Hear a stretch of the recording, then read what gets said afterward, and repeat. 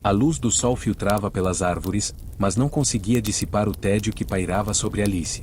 Sentada à beira do rio, a jovem observava sua irmã ler um livro pesado, desprovido de qualquer imagem ou diálogo, um verdadeiro castigo para uma mente tão imaginativa.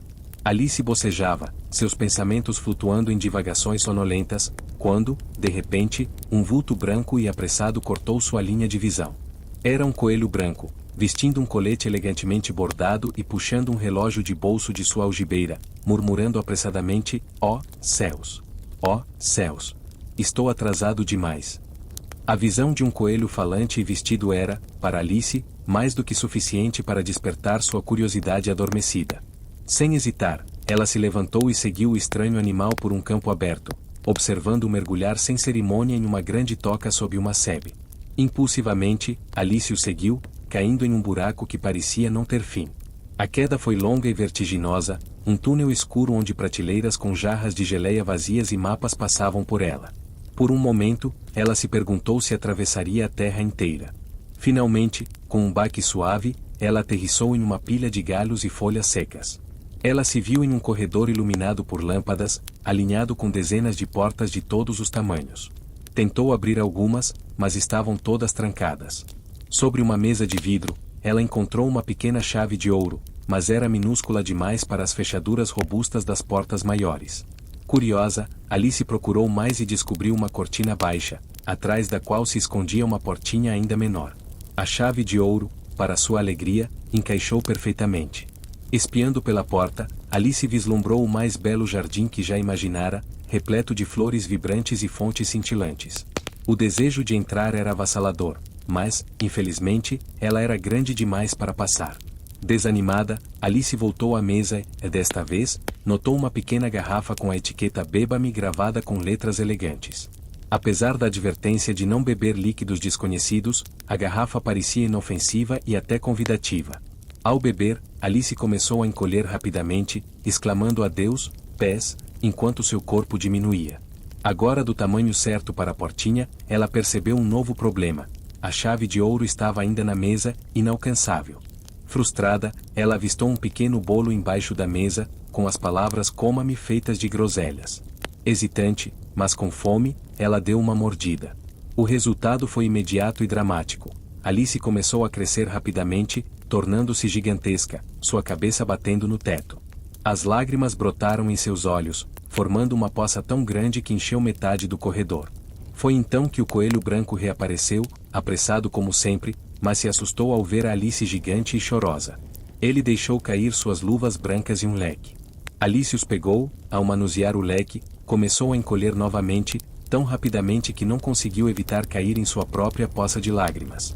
Flutuando na água salgada, ela encontrou outros animais que também haviam caído: um rato, um dodô, um lore, um eaglé e vários outros. Juntos, eles nadaram até a margem. Para secar, o dodô propôs uma corrida de cocas, onde todos corriam em círculos sem um objetivo claro e, portanto, sem vencedores. Alice, em sua inocência, assustou os animais ao falar sobre seu gato, Dinah, e ficou novamente sozinha. Em sua jornada, Alice se viu novamente em tamanho gigante, presa na casa do coelho branco depois de beber outra poleta. O coelho branco e o pequeno Pet Bill tentaram entrar pela chaminé, mas Alice conseguiu chutá-los para fora. Após comer alguns biscoitos que a encolheram, ela fugiu para a floresta.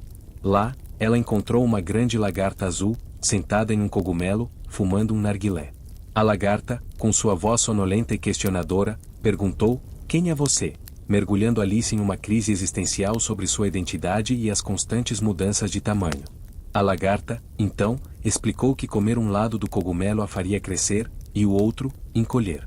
Alice experimentou, resultando em um pescoço ridiculamente longo, que fez uma pomba confundir-a com uma serpente devoradora de ovos. Depois de algumas tentativas, Alice finalmente dominou a arte de controlar seu tamanho. Mais adiante, ela encontrou uma casa estranha onde a duquesa e seu cozinheiro viviam em meio a uma confusão de pimenta e louça voando.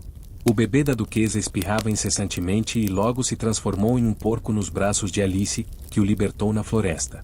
Foi então que ela encontrou o gato de Cheshire, um felino sorridente que tinha a peculiar habilidade de desaparecer e reaparecer, deixando apenas seu sorriso no ar.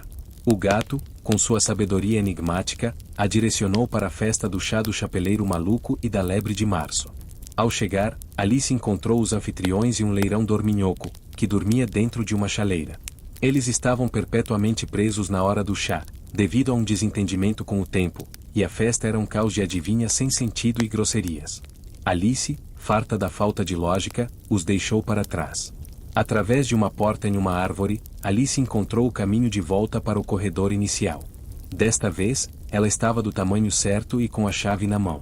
Finalmente, ela abriu a portinha e entrou no tão desejado jardim. Lá, ela testemunhou 3 jardineiros cartas de baralho pintando rosas brancas de vermelho, desesperados para evitar a fúria da rainha de copas, que só tolerava rosas vermelhas. A rainha, acompanhada do rei de copas e de toda a corte de cartas, chegou. Alice rapidamente percebeu a natureza tirânica da rainha, que a cada minuto gritava: cortem as cabeças deles. Alice foi arrastada para um bizarro jogo de croquet, onde os martelos eram flamingos, as bolas eram ouriços vivos e os arcos eram soldados cartas que se curvavam. A rainha continuava sua onda de ordens de execução, e o gato de Cheshire reapareceu para confundir ainda mais a corte. Por fim, Alice se viu no centro de um julgamento ainda mais absurdo. O valete de copas era acusado de roubar as tortas da rainha. O rei de copas, um juiz inepto, presidia, e o coelho branco atuava como arauto. Testemunhas ridículas foram chamadas, incluindo o chapeleiro maluco, que fez um depoimento sem sentido, e o cozinheiro da duquesa. Então, Alice foi chamada como testemunha. Nesse momento crucial, ela começou a crescer novamente, tornando-se uma gigante.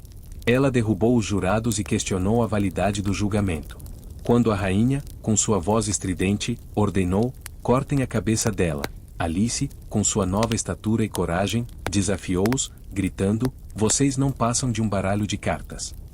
As cartas voaram em sua direção como uma tempestade. Alice acordou, de repente, deitada na grama, com a cabeça no colo da irmã, que delicadamente tirava algumas folhas de seu cabelo. O sol ainda filtrava pelas árvores, e o rio corria calmamente. Alice percebeu que tudo não passava de um sonho vívido e extravagante.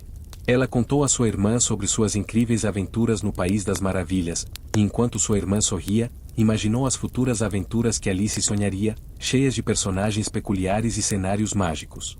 E assim, Alice, com sua mente cheia de maravilhas, guardou para sempre as lembranças de sua extraordinária jornada.